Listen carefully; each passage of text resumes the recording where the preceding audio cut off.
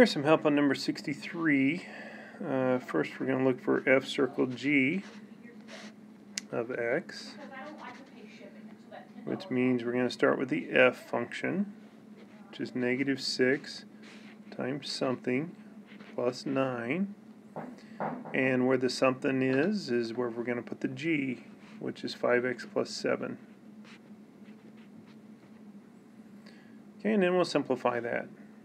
So multiplying through will give me negative 30x minus 42 plus 9,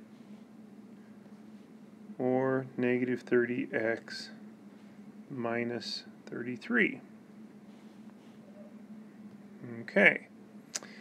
So the next thing it asks us for is the domain.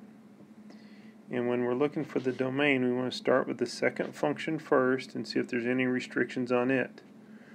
So we're looking at this 5x plus 7. So there's no value of x that could make the denominator 0 or give me the square root of a negative there. So nothing's going to be undefined. So we need no restrictions on our domain from that.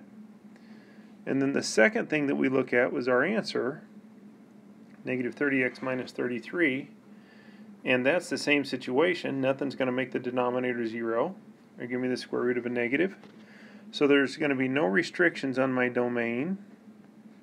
So my domain is going to go negative infinity to infinity.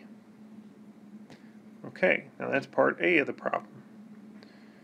Part B of the problem, we're going to work in red.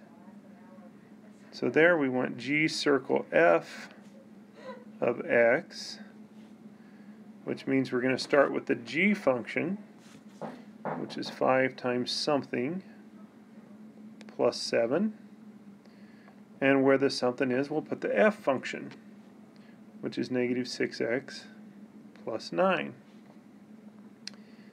And simplify that, which will give us negative 30x plus 45 plus 7, or negative 30x plus 52. That's g circle f. Okay, now let's check the domain for that one. And so we need to start by looking at the f function on it, which is negative 6x plus 9. So there's no restriction that we would have on the domain from that. And then second, look at our answer, negative 30x plus 52. There's no restriction there either. Nothing's going to make the denominator 0 or give us the square root of a negative. So our domain for g circle f, since there's no restrictions, will also be negative infinity to infinity.